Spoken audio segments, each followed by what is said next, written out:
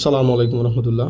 বাংলাদেশের রাজনীতিতে একটা দারুণ পরিবর্তন আসতেছে বলে আমি মনে করি। আর সেইটা হলো ভালো মানুষকে প্রার্থী হিসেবে বিবেচনা করার যে কালচারটা শুরু হয়েছে বাংলাদেশের রাজনীতিতে, এটাকে আমি খুবই প্রশংসিত করি।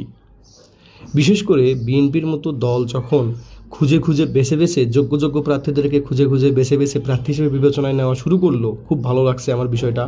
কারণ অপোজিট দিকে আমরা যদি জামাতকে দেখি, জামাত মোটামুটি এমন লোকদেরকেই তারা বিভিন্ন আসনে প্রার্থী হিসেবে বিবেচনায় করছে যারা অ্যাকচুয়ালি ভালো মানুষ, যাদের নামে কেস কাছারি কম, তাদেরকেই বিবেচনায় নিছে তারা।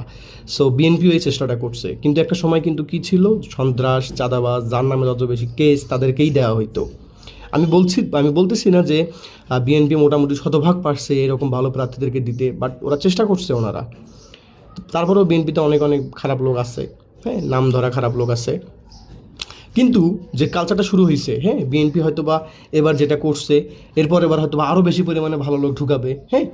সো এই কালচারটা কিন্তু চর্চা হওয়া খুবই ভালো সংকেত বাংলাদেশের রাজনীতির জন্য। কারণ একটা সময় রাজনৈতিক যারা আছেন তারা ভাবতো যে আমাকে অনেক বড় অপরাধ করতে হবে, আমাকে দেখাইতে হবে যে আমি অনেক কিছু পারি, আমার অনেক হ্যাডম, হ্যাঁ। এবং এই কারণেই রাজনৈতিক দলে যারা নেতাকর্মী, যারা আমাদের মতো যারা ইয়াং এজের থেকে একটু সিনিয়র লোকজন আছে, তারাও ভাবতো যে আমাকে অপরাধ করতে হবে, আমাকে দেখাইতে হবে নেতাকে যে আমি অনেক অপরাধ করতে পারি, আমার অনেক সাহস।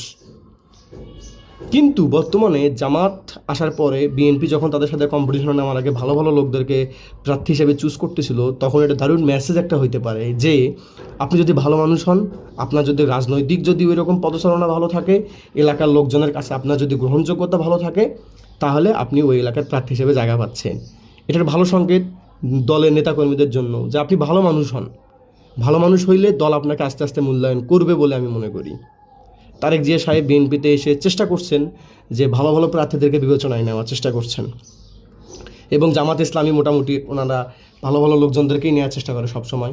সো দুইটা দলেরই আমি প্রশংসা করব, এবং সবথেকে বেশি প্রশংসা করব এই কালচারটাকে, যে আপনারা ভালো মানুষদেরকে প্রার্থী হিসেবে নেওয়াটার এই কালচারটা আরও বাড়ান।